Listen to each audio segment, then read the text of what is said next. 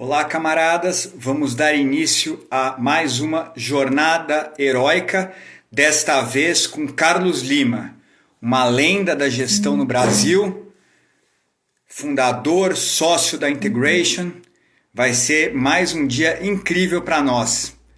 Olá, Marcela! Olá, Patrícia! Que bom vê-los aqui. Tenho outros amigos do judô, amigos da gestão que entraram também. Então hoje nós já temos um pequeno, mas muito qualificado público, tanto dos esportes quanto da gestão.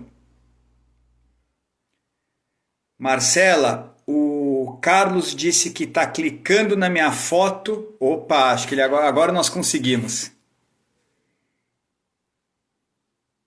Carlos está entrando, vamos ver.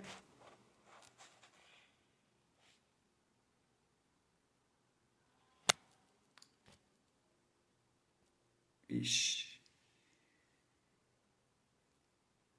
Carlos, agora é apenas você pedir para entrar, que aí eu aceito a sua entrada e nós começamos a conversa. Olá, camarada. Agora vai. Carlos Lima está entrando. Meu amigo querido, uma lenda da administração. Ótimo. Na sua primeira live no dia de hoje, Carlos. Fala sério, hein? Tem minha assessora aqui que com 15 anos me ajudou a entrar e aí funcionou. Ainda bem, né? Carlos, em primeiro lugar, meu muito obrigado.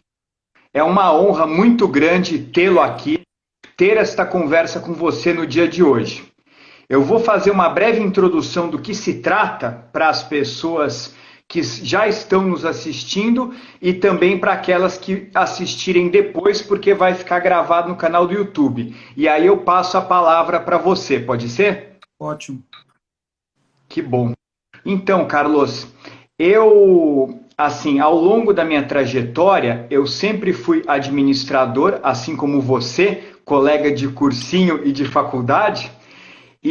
Mas também, pratiquei judô, você sabe disso, na GV, depois continuei praticando. Em 2006, eu fui convidado pela ESPM para fazer uma palestra lá. Como eles sabiam que eu fazia esporte, na época eu trabalhava na Coca-Cola FEMSA, para falar o que na minha opinião, o esporte havia contribuído para a minha carreira. Eu fiz essa palestra na ESPM, logo depois eu fiz na GV, isso em 2008, e aí estava presente o presidente de uma editora, o Henrique Farinha.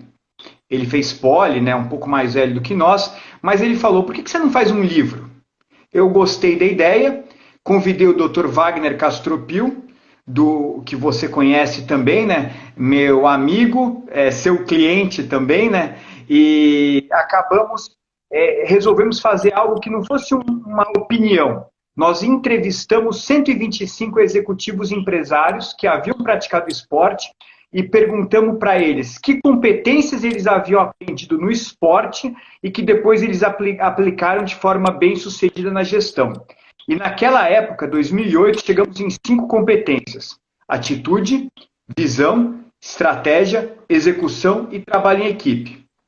Organizamos isso em livro. O Abílio Diniz fez o prefácio, lançamos em 2010, depois fizemos palestras e treinamentos pelo Brasil. Em 2016, o livro já estava esgotado, vendeu bem, vendeu 4.000 exemplares. Nós resolvemos fazer um outro livro, que vai ser lançado até o final do ano pela Altabooks. Só que em vez de ser uma pesquisa com tantos executivos, nós fizemos algo mais focado, como se fosse estudos de caso. Então, nós entrevistamos para falar de atitude a Marília Roca, CEO da Rinodê, para falar de visão o José Salib Neto, fundador da HSM, para falar de estratégia o José Vicente Marino, nosso amigo também, que na época era presidente da Avon, para falar sobre execução José Carlos Brunoro, técnico de vôlei, vice-campeão olímpico, para falar sobre trabalho em equipe, o Flávio Canto, e para falar sobre as 5 competências do Jorge Paulo Lemann. Aí nós organizamos esse livro Ele vai se chamar Jornadas Heróicas e vai ser lançado até o final do ano. Nesse processo, Carlos, a minha esposa, Cíntia, ela trabalha em outra área, consultoria de imagem e estilo. Ela começou um trabalho de construir a marca dela com a Patrícia Dalpra. Me apresentou e eu comecei também a trabalhar com a Patrícia. Ela é autora desse livro que está aqui atrás, DNA Brasil. E ela, então, sugeriu, por que a gente não tem conversas alternadas até o lançamento do livro com ícones da gestão e com ícones do esporte? Porque assim as pessoas vão ter acesso a esse material nas lives, vão ter acesso no canal do YouTube e você agrega conteúdo e valor, independente só do livro. Hoje o mundo mudou, né? São muitas mídias. Pois muito bem, aí eu tive a ideia, né? A primeira pessoa que eu tive a ideia de conversar foi com você, né? Eu vou fazer uma micro introdução do Carlos e vou deixar ele falar. O Carlos Lima, ele tem duas características. Uma é a absurda competência e a outra é o ser humano da mais alta qualidade que ele é. O Carlos se formou na GV, começou a carreira dele como consultor, viu uma oportunidade de fazer algo diferente e algo nacional. Junto com outras pessoas também de muita qualidade, fundou a Integration há muitos anos atrás, 20 anos, né, Carlos? 25. E hoje, 25 anos atrás, hoje é uma empresa assim de uma qualidade genial. Eu falo de alta gestão, eu falo que não é apenas a minha opinião, é a opinião do mercado, e eu tive a alegria absurda de trabalhar com o Carlos e com a Integration em muitos projetos. Fizemos Pananco e Coca-Cola FENSA, Nutrimental, Sucos do Bem 2 vezes, White Wave, Vita, muitos projetos. Em todos os projetos, agregou-se valor ao negócio, o que foi feito pela Integration. Agregou-se uma capacidade de execução que a Integration trouxe também. Porque às vezes tem uma consultoria que tem uma ideia brilhante, mas também como que executa isso, né, Carlos? A Integration é muito forte, né? Esse é um lado, Carlos, esse estrategista brilhante que montou um time de estrategistas brilhantes. O outro lado, Carlos, é o ser humano que ele é. Ele vai falar, mas ele é uma pessoa extraordinária. Eu acompanho a dedicação dele, que ele tem pelas crianças que são próximas a ele, pela família, pelos colaboradores da Integration. Eu só vou dar um depoimento, Carlos, porque a estrela do dia hoje é você. Mas no primeiro trimestre, antes da pandemia, a professora Maria Amélia, com quem eu estudei no doutorado, ela mudou para o UFAL, campus de Arapiraca, e ela queria trazer 21 alunos de iniciação científica do sertão do Nordeste para conhecer uma empresa top em São Paulo, para eles terem essa visão. Com quem eu fui falar? Carlos, né? E essas crianças, jovens, né, vieram de Arapiraca para São Paulo visitar a Integration. E foi sensacional, porque o Carlos, ele faz isso com tanto capricho, que além de uma aula de consultoria, eles ficaram maravilhados, eles ainda foram recebidos por alguns colaboradores da Integration que eram nordestinos. Então você vê o capricho, o apuro que ele tem para atender com qualidade o ser humano. Então, Carlos, eu sou seu fã absurdo pela pessoa e pelo profissional que você é. Fiz dessa introdução, eu queria pedir então agora para Carlos Lima contar um pouco da história dele e da trajetória dele antes de nós falarmos sobre a visão. Mota, vai ficar difícil começar, né? Porque a primeira live, como eu te falei, acho que nunca fiz, então não sei, peço desculpa a todo mundo que está assistindo, porque realmente é novo, a gente é mais discreto e não é tão assim atuante, vamos dizer, nessa questão das lives. Então já seria difícil por ser a primeira, mas aí fazendo essa introdução com a palavra ícone, com tudo que você falou, vai ficando um pouco mais difícil, mas eu que te agradeço bastante aí, você sabe que é recíproca aí a admiração, e te agradeço muito a iniciativa de fazer o evento, a iniciativa de colaborar com tanta coisa que você colabora. Então acho que eu só estou tentando ajudar um pouquinho dentro de coisas que você está fazendo aí, e muita coisa bonita que você vem fazendo também há muito tempo, desde o judô até todo esse apoio que você dá em muitas associações que a gente sabe. Então estou aqui muito por você para te agradecer também, é recíproca admiração aí, né? Então agradeço. Eu não sei, eu segui um pouquinho o roteiro que você passou, vou falar um pouquinho sobre a história minha da Integration, e depois eu acho que abrir para pergunta, Mota, para você, eu respondendo, acho que talvez vai ficar mais Pode interessante e deixar. fácil para todo mundo, né? Bom, como o Mota falou, a gente se conheceu na GV, então eu fiz administração de empresas na Fundação Getúlio Vargas, eu sou do interior de São Paulo, sou de Franca, então eu vim para São Paulo com 16 anos para fazer o cursinho aqui, e aí prestei GV, não passei na primeira vez, também não passei na segunda vez, então aí já começa uma certa persistência da meta dentro do seu pilar de visão, e eu achei que era o que eu queria buscar isso, vindo de uma escola do interior de São Paulo, competindo com todas as escolas de São Paulo. Então, passei na terceira vez e entrei na GV para fazer administração de empresas. Lá eu me encontrei bastante concurso, fui trabalhar em banco, foi o primeiro emprego, e logo depois, eu dentro da GV, vi a empresa Júnior que estava começando, né?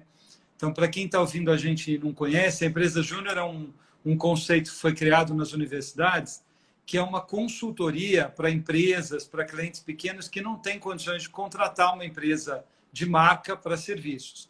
Então, os alunos daquela faculdade, eles prestam um serviço e os professores orientam esse trabalho. Então, não é totalmente, vamos dizer, descoberto, porque sempre tem algum professor mais experiente analisando e olhando por trás.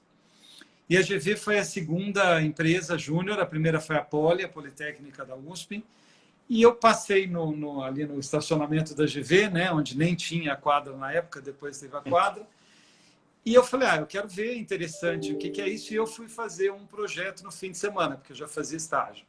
E quando eu fui fazer, era um pequeno supermercado no centro de São Paulo, de duas senhoras, aí eu já me encontrei, eu não sabia que aquilo era consultoria, não sabia o que era isso, mas a ideia de estar lá e ver o valor que ajudava, assim, tipo, como monta um fluxo de caixa, como é que faz para ajudar elas a organizar o negócio. E mesmo estudante na época, eu já me encontrei em consultoria e falei, se isso é consultoria, é o que eu acho que eu vou gostar. Saí já do banco em seguida, busquei um estágio nessa área, e na época a gente tinha duas consultorias aqui no Brasil em estratégia, que era a Andersen Consulting e a Buzaren, e eu fui para a Andersen Consulting, que hoje é a Accenture, né? Hoje ela mudou de nome e virou Accenture. E lá me encontrei, eu sabia que era isso, muito feliz fazendo aquela atividade. E aí, em 94, eu entrei por volta de 88, em 94 a Andersen mudou um pouco o posicionamento estratégico e foi atuar muito em tecnologia, em implementação de grandes ERPs, em tecnologia. E aí foi quando começou uma mudança um pouco no dia a dia, porque eu saí da área de estratégia, né, que era a minha formação, e mais na área de marketing e vendas, e fui programar em COBOL e mainframe. Então, para os novos aí presentes, COBOL era uma linguagem de programação e mainframe eram os computadores gigantes da época, nada a ver comigo, não tinha nada a ver com a minha formação e tudo. Dedicamos nos primeiros anos, né?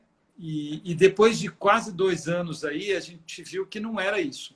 E a gente que eu falo sou eu e mais 3 profissionais que estavam na mesma situação que eu, né? Que é a Andréa o Gilberto Sarian e o Marcelo Berger, que são os outros 3 fundadores juntos na Andersen naquele momento. E aí a gente começou a discutir o que ia fazer da carreira, se ia mudar de empresa ou não, e veio a ideia de abrir uma consultoria na época, né?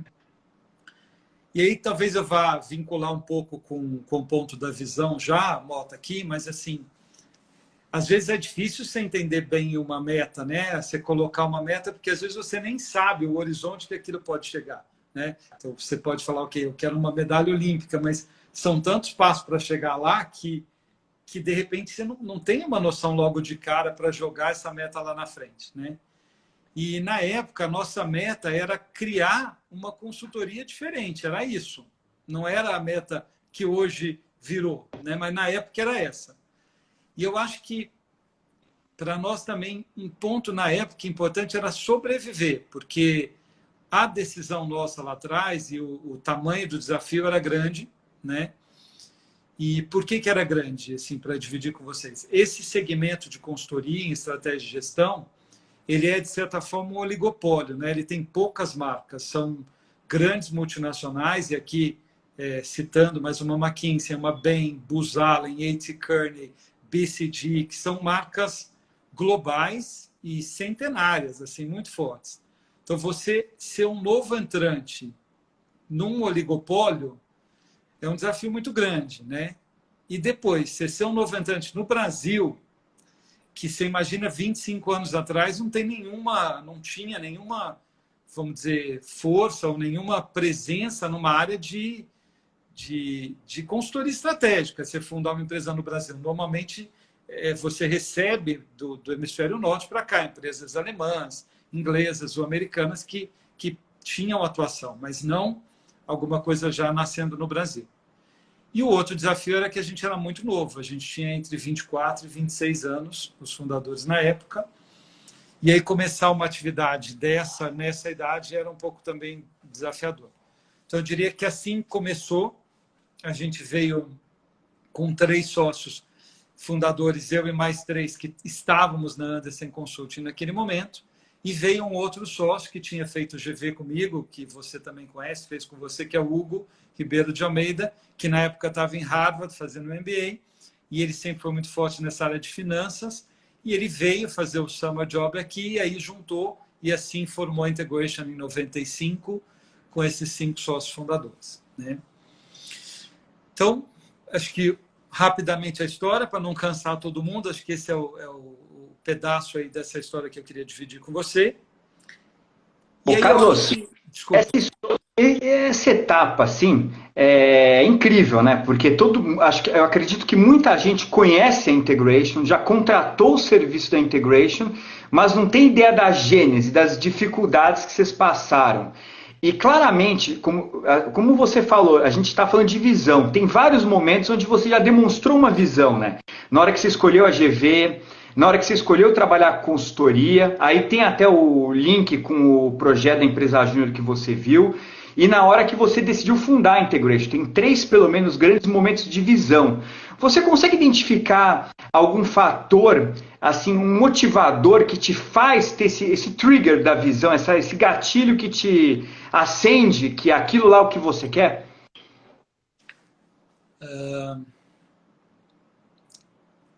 Eu acho que se eu pegar o histórico, Mota, assim, desde esses exemplos que você deu de visão e até os que vêm na sequência, eu diria que eu não consigo identificar um trigger e falar, olha, tem algo que gera isso, né? que gera isso.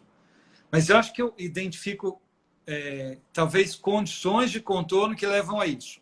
Então, acho que em algumas coisas. Primeiro, acho que uma abertura para prestar atenção, para ouvir. Ok? Por isso que eu te falei, acho que a Integration era um pouquinho menos de falar e mais de trabalhar, vamos dizer assim. Então, uma condição de contorno que eu acho é você ouvir um pouco ou perceber um pouco a realidade mesmo, o que está acontecendo. Porque eu acho que a visão descolada de um mínimo de realidade, ela também gera uma frustração, e que, infelizmente, eu vejo muito isso acontecer, né?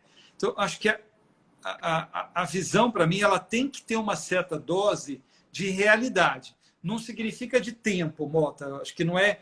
Eu posso ter uma visão de longo prazo, de onde eu quero chegar longe, mas eu preciso ter uma noção também dos passos para chegar nela. Não é acho que uma condição de contorno para mim, não sei se eu vou conseguir explicar, talvez uma dedicação, que eu não sei se é só uma capacidade, em criar rituais para medir o que você precisa para chegar naquela visão.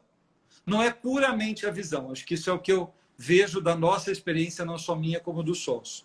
Então, assim, por exemplo, você fala, ok, trazendo um pouco para o momento presente, o que a gente está vivendo agora. Hoje, o grande desafio nosso é a internacionalização, né? A gente está passando por esse processo já nos últimos 15 anos, né? E é um processo extremamente difícil, não é nada simples. Então, eu diria que é uma meta audaciosa e não simples da gente conseguir sobreviver agora, mas a gente está ali batalhando. Essa visão, enquanto meta, no conceito que você está usando e que traz para a visão, ela pode ser colocada. É isso. Só que aí, em seguida, a gente tenta definir alguns gates, alguns passos. Então, ok, para chegar lá, o primeiro passo é esse. E o segundo passo é esse, né? E a gente usa essa visão de gates e não de tempo, porque o que a gente tenta é ver o que eu preciso para dar o próximo passo, entendeu? Então, por exemplo, a nossa entrada no hemisfério norte, ela começou por Londres, vai fazer 10 anos agora, vai fazer 9 anos. Estamos com 9, vai fazer 10 anos. Então, a gente falou, olha, eu vou entrar em Londres. Se eu atingir isso, isso, isso e isso, aí eu vou dar o próximo passo e vou abrir na Alemanha. Se eu vou demorar 1 ano, ou 6 anos, ou 5 anos para atingir, eu não tenho essa pressão do tempo em si, mas tem a pressão do que eu preciso para chegar no próximo.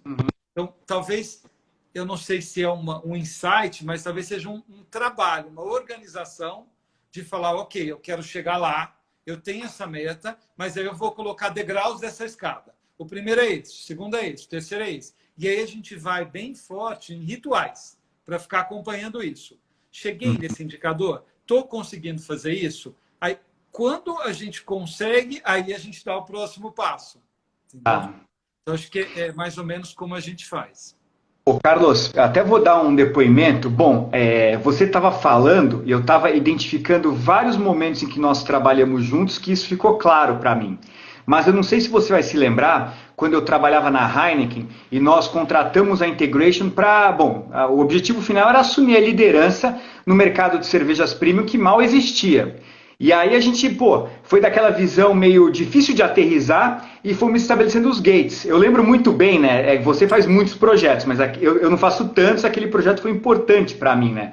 A gente mapeou que para a gente ser líder, a gente tinha que ter uma visibilidade no on-premise premium, nos principais países de maior visibilidade na América Latina. Então nós selecionamos na época Argentina, Chile, Colômbia, Brasil e México. E mapeamos 100 pontos de venda mais premium nesses 5 países. E aí visitamos os 500 pontos de venda para ver onde que tinha que colocar a geladeira da Heineken lá. Bom, não vou falar que foi só por isso, mas hoje a Heineken é líder absoluta em todos esses mercados com a cerveja premium, também pelo trabalho que a gente fez. Uma visão muito arrojada, mas que necessitava desses gates que você utilizou para construir a integration e que, pelo que você está falando, eu entendo que você utiliza para trabalhar com os seus clientes também. Também usa, Mota, e é super importante isso, porque senão a meta é necessária, a visão da meta, mas se ela fica muito distante, ela pode até desmotivar um pouco. Você fala, eu não sei se eu vou conseguir ganhar a medalha olímpica, entendeu? Mas a medalha do colégio, a medalha estadual, dá. Então, assim, você vai. Acho que esse pelo menos é o que a gente tem aprendido nessa história. Vou dar um outro exemplo da tradução disso para fora, não só para a gente, para a Integration. A gente tem um trabalho muito forte de apoio, de respeito ao trabalho da Endeavor, né? Para quem não conhece, a Endeavor é uma ONG que apoia muito o empreendedorismo, que é uma das causas que a Integration apoia aí, historicamente há mais de 10 anos. Quando a gente identificou no México, há anos atrás, acho que 12, 13 anos atrás, a gente ia ajudar a Endeavor lá. E olha que coisa interessante, assim, quando a gente foi entrevistar alunos das melhores universidades, da Tec de Monterrey ou das outras universidades lá, o México ele tinha poucos exemplos de grandes empreendedores. Então, por exemplo, o Carlos Slim, né? E quando a gente entrevistava a juventude, que é um motor de empreendedorismo, ele falava, eu nunca vou conseguir chegar no Slim, está muito longe. Entendeu? E, de fato, tá. Então, é uma visão que, tudo bem, eu posso ter a abertura e a vontade de ter essa visão, mas estava muito longe.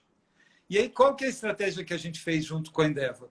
A gente foi buscar empreendedores menores. Eu lembro um que chama Café del Cielo, que foi do primeiro livro. Então, a gente mapeou 8 casos menores e a gente lançou um livro no México sobre esses empreendedores. Para você ter uma ideia, já são 8 edições, os 2 últimos já com cases para ser estudados nas universidades, e isso colocou um degrau entre o Carlos Slim e a juventude daqui. Então, ok, no Slim está longe, mas no Café del Cielo, que eu vou toda semana, que está na esquina, que é como se fosse uma off, né, para a gente em São Paulo, aqui talvez eu consiga. Então, isso abre como se fossem gates mesmo para chegar nessa visão.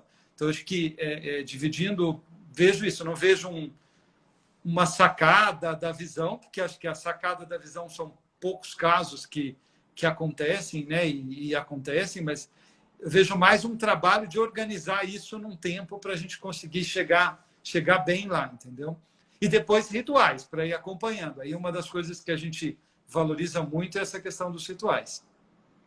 Carlos, pegando como esta conversa sobre visão também, assim, existe uma analogia com a prática do esporte, e como eu pratico judô, essa questão dos rituais e das visões intermediárias, eu acredito que nas artes marciais é bastante evidente, porque existe a graduação. Então, muito antes de chegar na medalha olímpica, o meu coautor, por exemplo, o Dr. Castropil, ele não conquistou a medalha olímpica, mas ele foi atleta olímpico, ele foi campeão mundial de judô.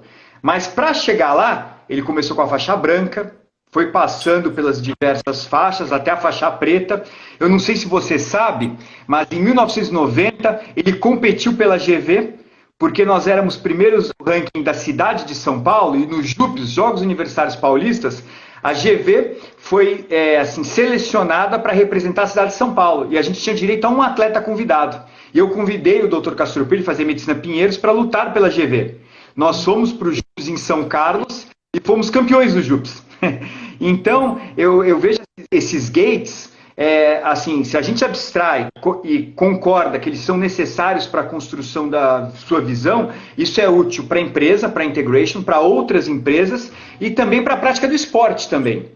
A visão lá na frente, talvez a medalha olímpica seja para poucos, mas conquistar muitas coisas passa pelo atingimento de gates, como você está falando.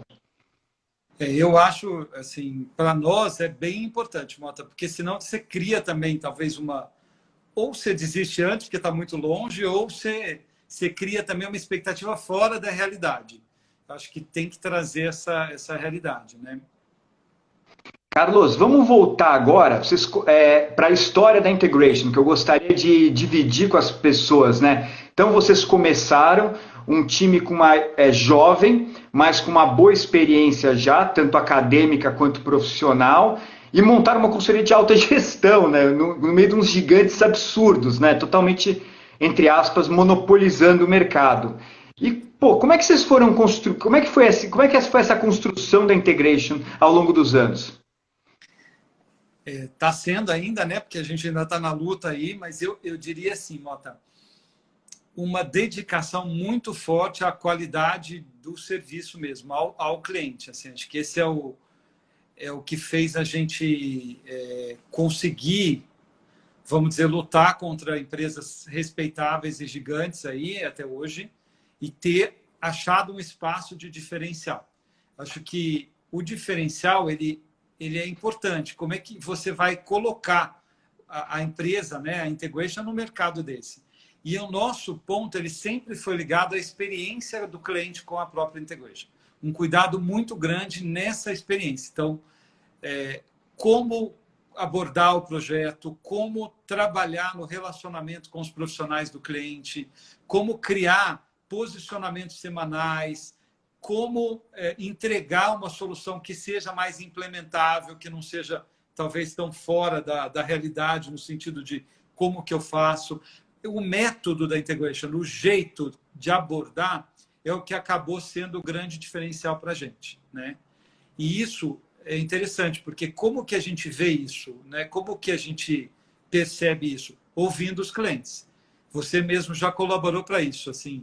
Em vários momentos, a gente pede para gravar, e isso há 20 anos, basicamente. A gente pede para gravar os depoimentos dos clientes. A gente tem um arquivo que é um grande tesouro para a gente, guardado como um tesouro, literalmente. E a gente ouve esses depoimentos para entender o que o cliente acha da gente, não o que eu acho de mim mesmo, né? Para te dar um exemplo, nesse processo de expansão, agora a gente está tendo novos sócios internacionais. E tem um sócio na Inglaterra que entrou esse ano. Ele entrou no comecinho desse ano, que é o Jamie, lá. E ele recebeu o deck com todos os vídeos, Mota. Ele ouviu todos. Todos.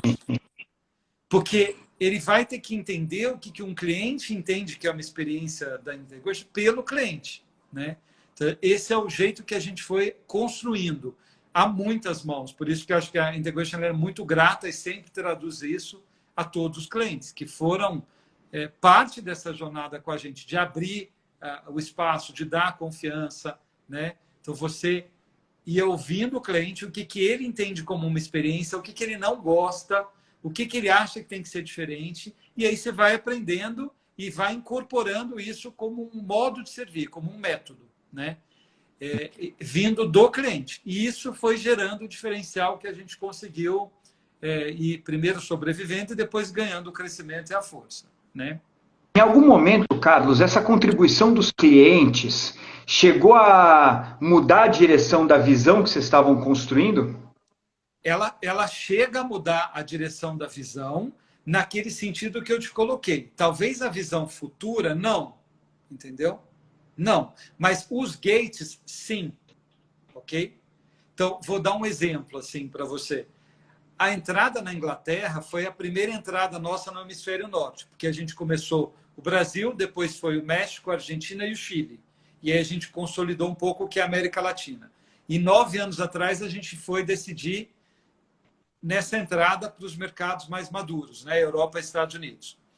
Só para você ter uma ideia, a América Latina representa 4,8% do mercado de consultoria estratégica na nossa área. Estados Unidos representa 40% e Europa 43%. Né? Então, você está falando de um universo muito maior, mas também com concorrentes muito fortes, muito superiores locais. Né? Então, acho que não preciso dividir com você o que seria entrar em Londres, abrir um escritório do nada e falar, bom, agora eu tenho que concorrer aqui na Inglaterra. Né? E agora eu tenho que recrutar aqui na Inglaterra. A gente precisa recrutar em universidades mais de ponta nos países, né? Pelo perfil de trabalho que a gente faz. A gente eu tenho que ir em Oxford e Cambridge, que é o Oxbridge, que eles falam, ou London Business. Imagina um aluno de Cambridge, que batalhou muito a família inteira para entrar, vai aceitar uma oferta de trabalho de uma empresa de consultoria do Brasil. Entendeu? Então, é desafio para todo lado que você olha. Então, a gente foi colocando isso. E quando você vai ouvindo, por exemplo, na Inglaterra foi bastante difícil, continua sendo, e hoje a gente deu passos. Né? Em 2017, a gente ganhou um prêmio na Inglaterra. Esse prêmio representou o gate, o que a gente buscava. A gente falava, eu preciso chegar em um lugar. E esse prêmio representou o que a gente queria quando a gente ganhou. Né? Só que quando a gente ganhou, o que a gente fez foi pedir para ouvir alguns jurados depois, porque eu queria saber por que a gente ganhou. Entendeu? E a resposta que eles deram ajustou o curso para a gente, porque é ele, como um agente externo, que está vendo o que eu preciso ajustar no meu rumo de empresa. Né? E aí, eu acho que a visão, por exemplo, de internacionalizar, ela continuou, mas os gates vai ajustando. A cada depoimento, a cada vídeo, você vai ajustando para dar esses passos, né? Para ir dando passos talvez mais sólidos, né? nessa trajetória. Esse exemplo é muito legal, Carlos. Eu até acredito que tem uma contribuição. É muito difícil para o empresário brasileiro trabalhar em outros mercados, ainda mais mercados como a Europa, como os Estados Unidos, e vocês estão se desafiando a fazer isso. Então, a visão arrojada e os gates para construir essa visão, aí tem uma contribuição de valor sua, da Integration, para os empresários brasileiros, para pensarem nisso, né? A gente tem ajudado muita gente a trocar experiência, tanto indo quanto hoje vindo. Né? A gente tem atuado também em empresas inglesas ou europeias que querem vir para o Brasil ou para a América Latina. Essa ponte a gente tem conseguido fazer e ajudar. Mas é um desafio. Né? Eu posso te contar, quando eu tive que ir, assim, o meu inglês é do FISC de Franca de 3 anos. É isso que eu tenho. Eu não fiz intercâmbio. Quando foi para a Inglaterra, eu não falo inglês. Eu descobri que eu não falo nada há 9 anos atrás. Não sei se hoje eu falo tão melhor. Mas, assim, nem o idioma a gente tinha no começo, entendeu? Dos 4 fundadores, só um teve a oportunidade de fazer um MBA fora do Brasil. Os outros não. Então, assim, os desafios vão daí, até do idioma. Agora, a Alemanha, a gente não fala alemão. Então, você vai enfrentando essas batalhas. São batalhas. e a gente continua enfrentando várias aí, mas hoje acho que caminhando. Agora, linkando com outro dos 5, né, dos fatores que você trouxe, a questão do trabalho em time é muito forte. Acho que tanto quanto uma competição, um esporte coletivo, onde você tem a importância desse trabalho de equipe, para a gente também. Acho que, eu tenho certeza que hoje grande parte das nossas realizações é por causa desse trabalho em time. Vou citar, por exemplo, um exemplo que hoje eu vivi isso. Hoje a gente estava numa apresentação num potencial cliente na Argentina e eu estava no call com o Guido Solari, que lidera a operação nossa da Argentina. O Guido foi o primeiro argentino contratado 13 anos atrás e hoje é um diretor.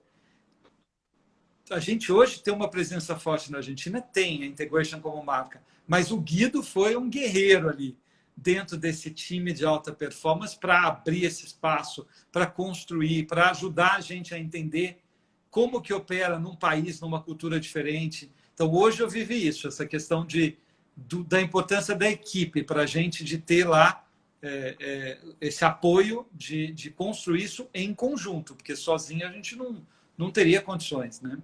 Ô, Carlos, esse é um ponto, ainda que a conversa seja da visão, você está trazendo com muita pertinência que a visão só se realiza se você tem uma equipe comprometida e de qualidade. Eu dei aquele exemplo que para mim foi incrível, que foi quando nós visitamos com a professora Maria Amélia, com os alunos do campus de Arapiraca, que foram recebidos por colaboradores da Integration do Nordeste. Vocês tiveram uma preocupação com o detalhe, com a qualidade, que deixou aqueles alunos encantados.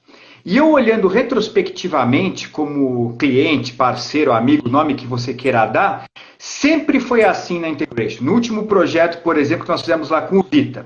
Pô, a gente tinha uma demanda de finanças, não vou entrar no mérito da questão agora, mas vocês colocaram o Hugo, que é seu sócio, cofundador, aí um especialista, que trouxe o Jorge. Bom, tinha muito fit no final das contas, o time da Integration daquele projeto com o desafio que estava posto.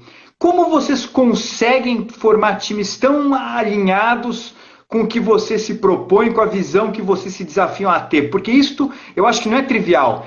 Pegando para o esporte, lembra o Flamengo do Centenário? O Flamengo fez 100 anos, contratou o Sávio, Bebeto e Romário. Não ganhou nada naquele ano. Então não adianta ter só gente boa, né? Você tem que fazer esse time andar com excelência. E você faz isso, Carlos. Como é que faz?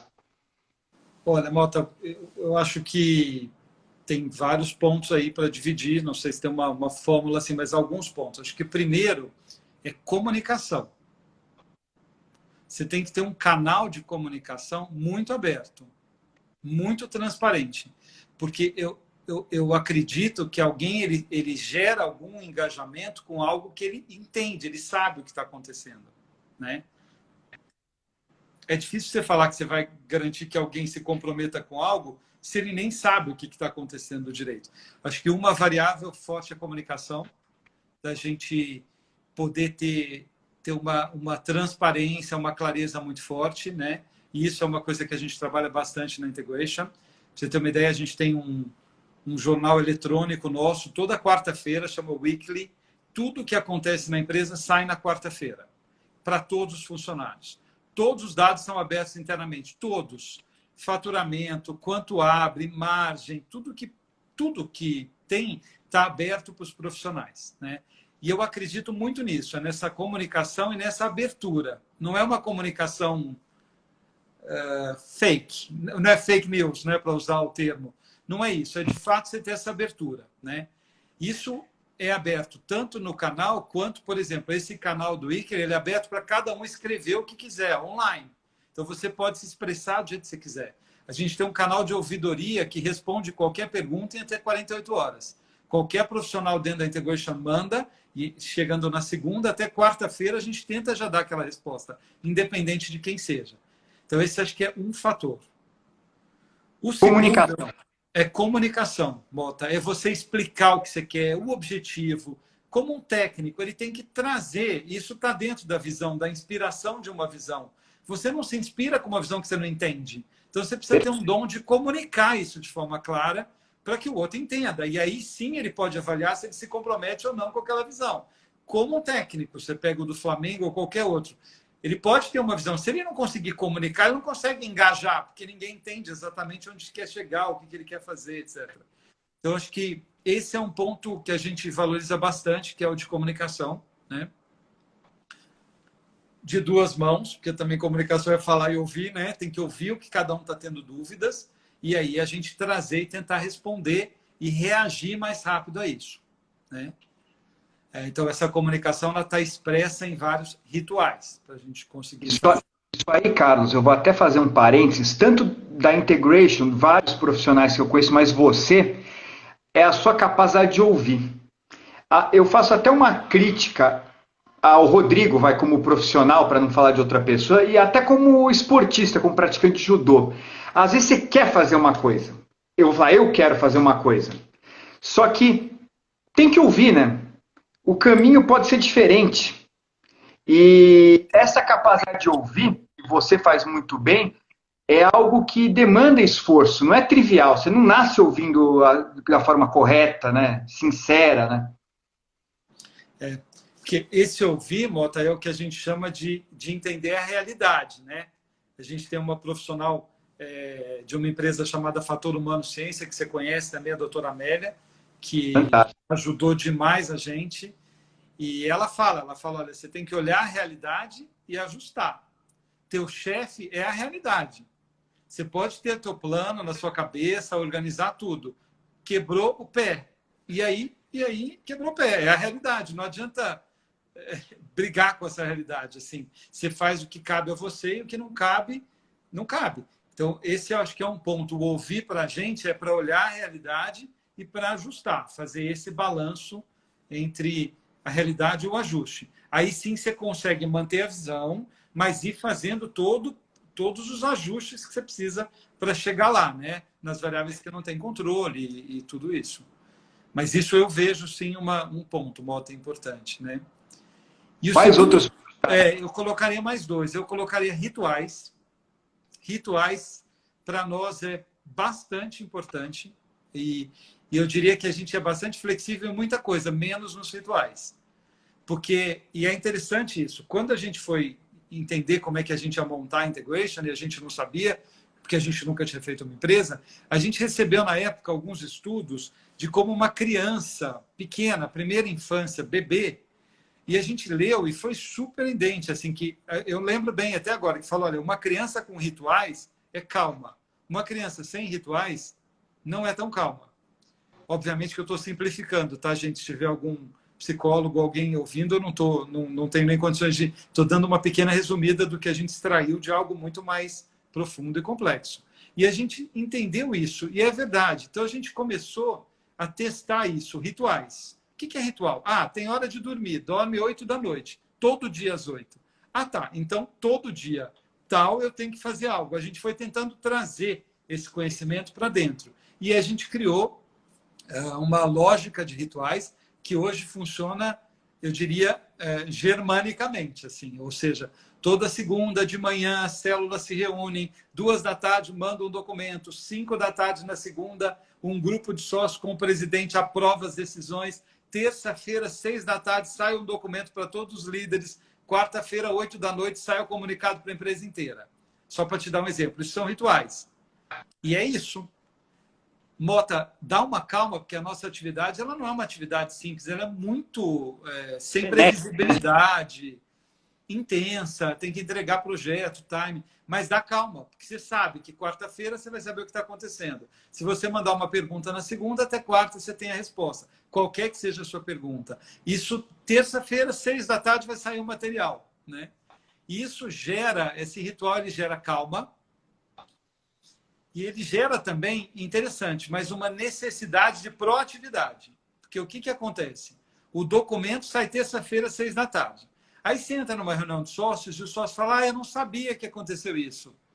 Aí, então você não leu o documento que saiu na terça-feira. Acabou. Porque senão você perde um tempo imenso alinhando todo mundo. Não tem sentido fazer isso, não dá para fazer isso numa empresa maior. Então, é terça, 3 da tarde. Aí, daqui a pouco, você vai lá e garante que aquilo sai toda terça-feira, 6 horas da tarde. E aí você direciona todo mundo para ser mais proativo. Porque se você não lê o material, você não vai estar sabendo o que está acontecendo mesmo. entendeu? Ô, Carlos, eu até vou dar uma contribuída. Eu acho fantástico essa questão dos rituais e recomendo que todo mundo, seja consultor ou o que quer que seja que faça, que considere agregar os rituais. Um exemplo do Rodrigo como cliente da Integration. Muito interessante, por exemplo, a reunião de posicionamento. Nós nos organizamos, sentamos uma vez por semana. Eu vou falar como eu interpreto. Também me perdoe se eu cometer Muito alguma legal. É ótimo. impropriedade. Estamos ouvindo Mas bem. a gente tem um documento impresso, que eles sempre trouxeram impresso, onde nós lemos tudo que foi feito durante a semana e tudo que nós nos propomos a fazer na semana seguinte. É semanal, pelo menos eu sempre fiz as reuniões semanais. Uma vez que terminou, não fica no gogó, né? É presencial essa reunião. Eu assino, o consultor ou gerente responsável assina e o posicionamento fica arquivado na documentação do projeto. Com isso, Carlos, é isso que você falou que é muito legal, acalma. Porque você sabe que você vai ter que construir a semana, as entregas, para chegar na sexta, por exemplo, e ter a reunião de posicionamento pronta. Eu acho assim uma metodologia de trabalho sensacional. No passado, eu já vi, já ouvi, e as empresas que eu trabalhei já contrataram grandes concorrentes seus, né? Que você citou os nomes deles antes. O cara passa 2 meses e entrega um projeto, você não sabe, de repente está tudo errado. Ou é pouco factível, né? A reunião de posicionamento você tem tranquilidade, você está junto com a integration e sabe que o projeto está caminhando na direção da visão que você propõe a fazer. Então essa ritualística é muito legal. Eu queria te falar uma coisa, Carlos. Trabalhar com a integration foi uma das inspirações para eu fazer o doutorado e estudar o que eu estudo no doutorado, que é qualidade total. Então eu acredito, não é a única inspiração, mas é uma das principais inspirações, que você buscar fazer as coisas com qualidade permite que você avance não só com qualidade, mas também de forma calma e alinhada. Que legal, Mota. Legal saber disso, não sabia. E é isso. E acho que esse posicionamento é um ritual, é um exemplo dos rituais de cliente, né? E a gente trabalha forte nisso. E é interessante, Mota, porque também ele traz esse ponto que eu falei de olhar a realidade e ajustar. Porque a gente faz um planejamento de projeto, mas quando começa, é muita variável. Não chegar nos dados na data, clientes que você ia fazer entrevista não podem, atrasa. Isso também, além de ter a calma do ritual e de garantir que você está fazendo em conjunto, né, que são 2 pontos do teamwork, aí, de trabalho em time também, você garante esse ponto eu estou vendo a realidade. Pô, Mota, isso aqui vai atrasar, vamos ajustar, isso aqui vai antecipar. Então, também permite a gente olhar a realidade e ajustar, como eu te falei. Mas é um dos rituais fortes que a gente leva para cliente. Tem outros também, mas esse é um dos componentes importantes do método de trabalho nosso.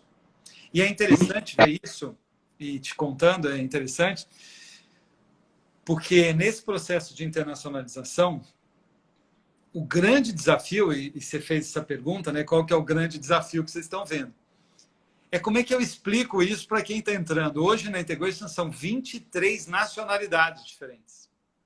Já.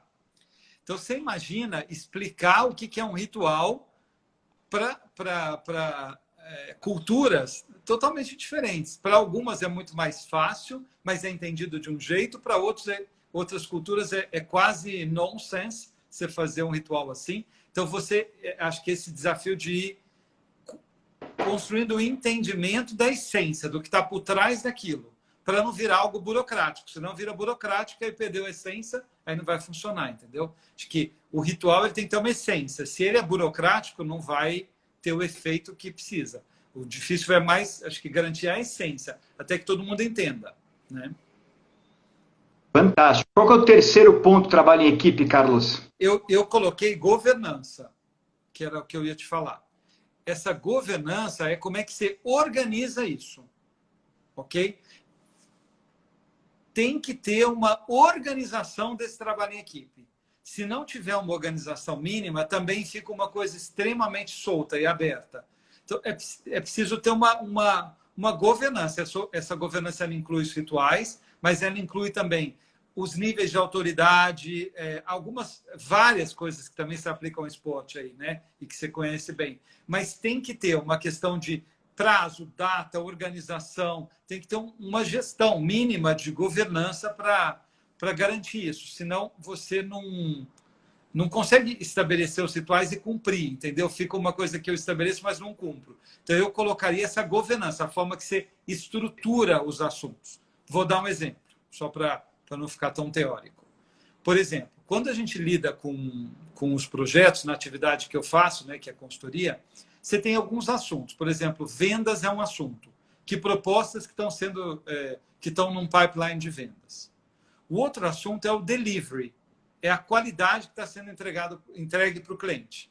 O outro assunto são os nossos profissionais, né? Como que estão os profissionais? Tem alguém tendo dificuldade? Porque hoje é um universo grande de profissionais e todo mundo humano, né? Porque a nossa matéria-prima é gente. E aí, a gente tem todo dia muita coisa que acontece com a gente.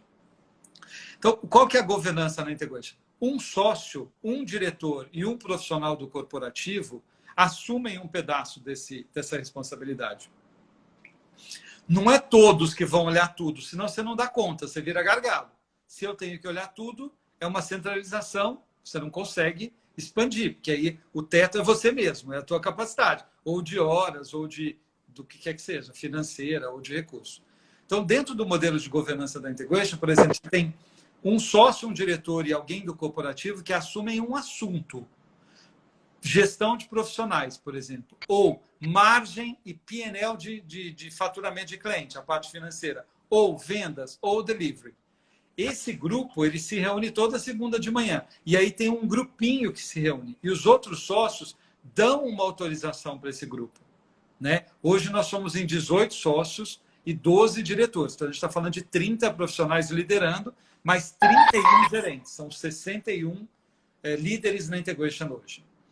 Esses profissionais, eles delegam. Então, por exemplo, a Andréia 1 é a sócia responsável pela área de profissionais. Segunda-feira de manhã, ela senta com os profissionais que compõem essa célula e ela toma as decisões. Eu confio nela e eu delego ela naquele assunto. Da mesma forma que o Luiz Vidal é o sócio responsável por gestão financeira, fluxo de caixa. Então, naquele dia, nesse modelo de governança, aquele sócio só pensa naquilo. Entendeu? E depois, 5 horas da tarde, aí a gente alinha esses assuntos se tiver conflito.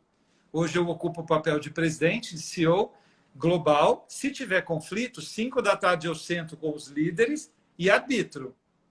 Ah, então está tendo uma briga. Alguém quer alocar um profissional, mas alguém do financeiro não deixa porque está caindo a margem do projeto. Que é tem que treinar alguém. Se colocar naquele projeto, cai a margem. Então, a Andréia, como sócia da célula de desenvolvimento profissional, vai querer alocar e a pessoa de finanças não vai querer. Se der esse tipo de conflito, arbitra 5 da tarde. Está decidido, terça comunica a todo mundo. Isso é governança. É uma organização dos espaços. Porque senão você fica muito dependente, talvez, de uma estrutura mais centralizada. Eu diria essas 3 coisas, assim, para mim, que me vem mais à mente.